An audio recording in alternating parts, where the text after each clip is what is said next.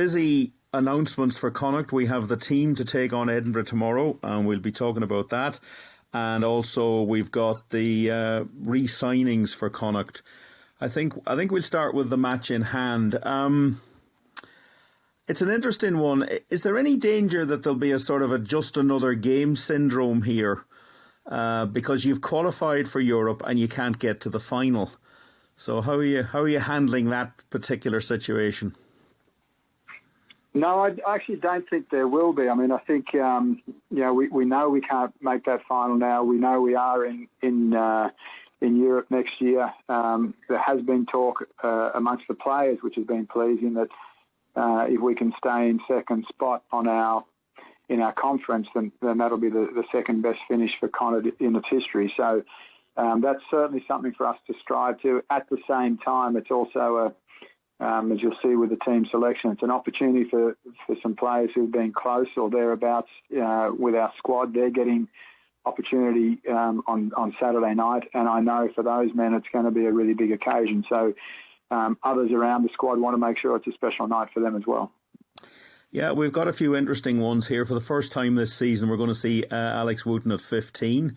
Ben O'Donnell gets a start. Sean O'Brien will make his debut in the centre. Academy Sean, or Sean O'Brien, as I think he's become known. Cian Prendergast getting a start in the back row. So you have changed this game up, or this selection up, quite considerably. Yeah, we have, and again, I think it's testament to the fact that we've got real depth within our squad now. If I start at the back there, Alex Wooten, I've seen him play 15 before. So this is an opportunity for him to show us what he's got in the 15 jersey. John Porch, as we know, has had a lot of rugby this year.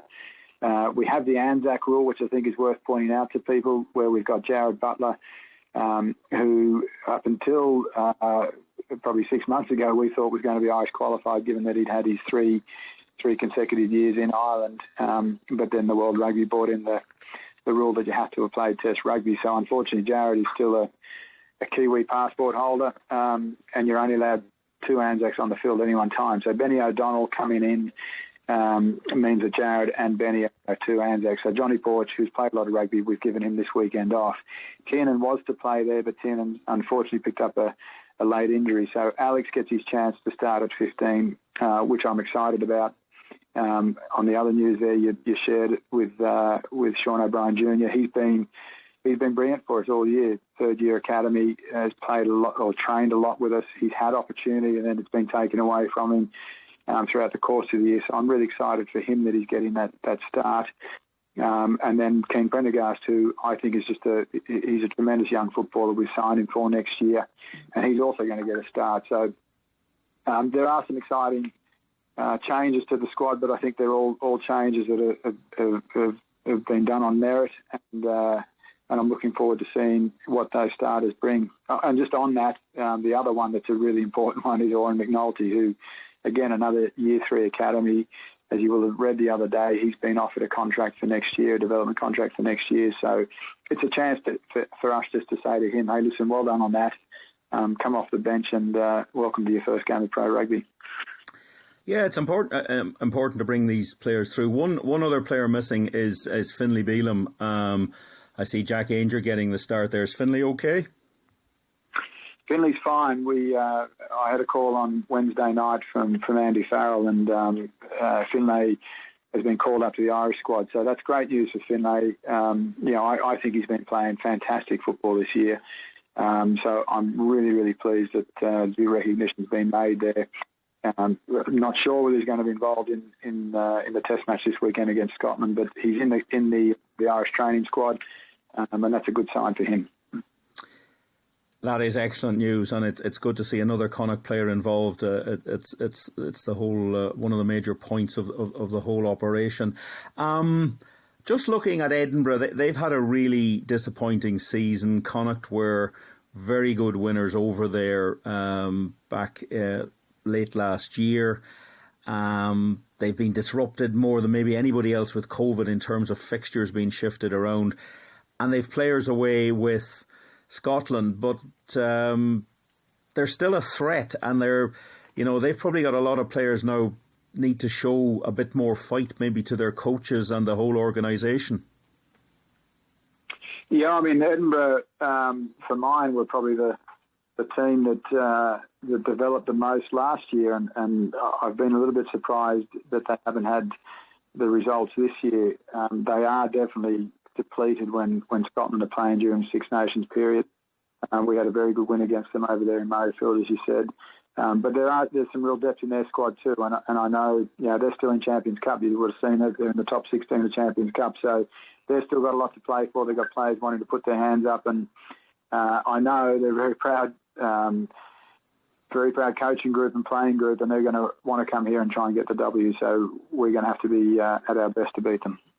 Now, the big news yesterday was 21 players have either continued their contracts or come up from the academy.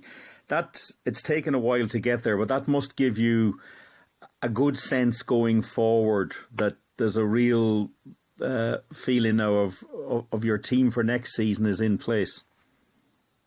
Yeah, listen, I'm really, really excited by the players that we've been able to retain and the number that we've been able to retain, and also just the manner in which we've been able to do it. As we all know, COVID's it's hit rugby around the world hard.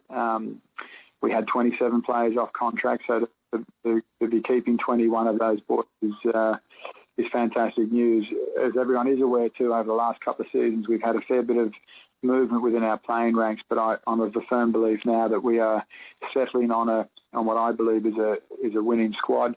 So to have those men to see that as well and to put their confidence in Connacht was really, really pleased. It's always a difficult time because there are, there's some names missing there and situations maybe continuing. But one that has stood out, and I've been asked about it quite a number of times since yesterday, is Quinn Roux, because he's one of the Irish players. He's the only Irish player who wasn't included. Can you give me an update on his situation? Yeah, I'm happy just to share with people that those negotiations are still ongoing. So I suppose sit tight and hopefully in the next few weeks we should be able to announce something. And players come up from the academy as well, and I suppose sometimes, the media group here involved with Craggy Rugby, we watch a lot of these A games, but just give me a little feeling about why Oren McNulty and why Cian Prendergast are the two that have come up. What are you seeing there for people who might not have seen them? Yeah, I'll start with Oren. So Oren, I thought last year was a real breakthrough year for him. Actually, in my first year, I didn't see a lot of Oren because he had injury, and we didn't see him out there on the field nor with the Eagles at all. But last year, he started to get some training under his belt, and then he started to string some games together, and then it was good enough to get selected for the Irish 20s. And I thought when he went up to that next level, he really stood out. So that was the first thing that caught my eye. We then brought him in to our back three this year. He's trained a lot with us this year because we've had some injuries in that area. And every single time he comes up, he's very, very professional. He's very coachable. He's extremely driven, and there's just lots to like about that sort of an attitude. As a rugby player itself, he's got a left boot. He's brave under the ball, but I think his point of difference is his attacking ability. He can step at speed, and he's very, very elusive with the football. So. Listen, still a way to go with his rugby, but we've seen enough there to say we like it, and I think he can make a very competent professional rugby player. So he's earned the right to come up and to get that development contract. The other young fellow there is Ken, and literally from the minute I laid eyes on him at the start of this year, and compliment to Eric Elwood and Mossy Lawler and Cully Tucker, they identified him out of the Irish 20s.